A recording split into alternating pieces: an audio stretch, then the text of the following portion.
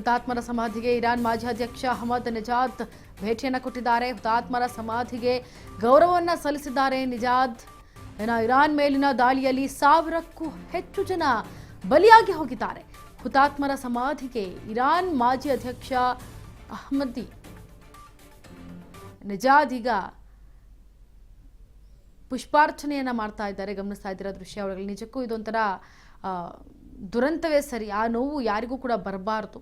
ಹುತಾತ್ಮರ ಸಮಾಧಿಗೆ ಇರಾನ್ ಮಾಜಿ ಅಧ್ಯಕ್ಷರು ಪುಷ್ಪಾರ್ಚನೆಯನ್ನು ಸಲ್ಲಿಸ್ತಾ ಇದ್ದಾರೆ.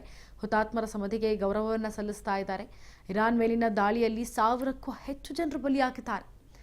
ಈ ಇಸ್ರೇಲ್ ಇರಾನ್ ನಡುವೆ ನಡೀತಾ ಇರುವಂತಹ ಮಹಾಯುದ್ಧದಲ್ಲಿ ಅಮೆರಿಕ ಬೆಂಬಲವಾಗಿ ನಿಂತಿದೆ. ಹಾಗಾಗಿ ಇರಾನ್ ಅಮೆರಿಕ ಮೇಲೂ ಕೂಡ ದಾಳಿಯನ್ನು ನಡೆಸ್ತಾ ಇದೆ, ಇಸ್ರೇಲ್ ಮೇಲೂ ಕೂಡ ದಾಳಿಯನ್ನು ನಡೆಸ್ತಾ ಇದೆ.